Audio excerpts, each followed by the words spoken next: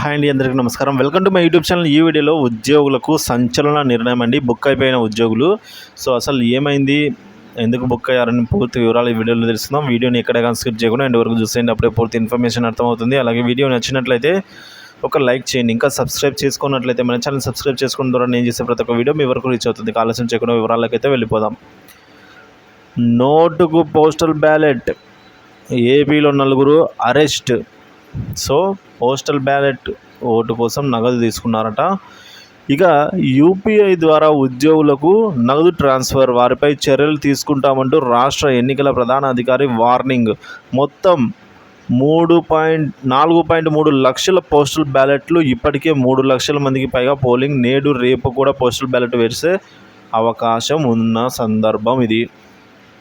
ఏపీలో ఎన్నికల పోలింగ్కు మరో 5 రోజుల సమయం మాత్రమే మిగిలింది. ఇప్పటికే రాష్ట్రంలో హోమ్ మీటింగ్ పూర్తి కాగా పోస్టల్ బ్యాలెట్ ద్వారా ఉద్యోగుల ఓటింగ్ కొనసాగుతుంది. అయితే ఇందులో ఉద్యోగులు చాలా చోట్ల ఓటుకు నోటు తీసుకుంటున్న సంఘటనలు వెలుగు చూస్తున్నాయి. దీనిపై రాజకీయ పార్టీల్లోనూ తీవ్ర చర్చ జరుగుతోంది. ఈ క్రమంలో ఉద్యోగుల ఓటుకు నోటు వ్యవహారంపై ఈసీ ఇవాళ ఆగ్రహం వ్యక్తం చేసిందండి. పశ్చిమంలో 4 అయితే అరెస్టు చేశారు. పశ్చిమ గోదావరిలో అయితే నగదు పంపిణీ చేస్తున్న 4 అరెస్టు చేసినట్లు వెల్లడించారు రాష్ట్ర ఎన్నికల ప్రధానాధికారి ముఖేష్ కుమార్ మీనా. యూపీఐ ద్వారా కొంతమంది ఉద్యోగులకు నగదు పంపిణీ చేసినట్లుగా తమ దృష్టికి వచ్చిందని సీఈఓ తెలిపారు. ఏపీలో చాలామంది ఉద్యోగులు ఓటుకు నోటు తీసుకుంటున్నట్లు తమ దృష్టికి వచ్చిందని ఇవాళ తెలిపారు. ఇది చాలా దారుణమన్నారు. ఈ విషయాన్ని సీరియస్గా తీసుకుంటున్నట్లు తెలిపారు. నగదు తీసుకోవాలనుకునే ఉద్యోగులకు ఆయన తీవ్ర హెచ్చరికలు జారీ చేశారు. Call data record, bank account ఆధారంగా ఆయా ఉద్యోగులను సస్పెండ్ చేస్తామని సీఈఓ హెచ్చరించారు. నిబంధనలకు విరుద్ధంగా వ్యవహరించే ఉద్యోగులపై అయితే కఠిన చర్యలు తప్పవనైతే ఆయన విధంగా చెబుతూ ఉన్నారు.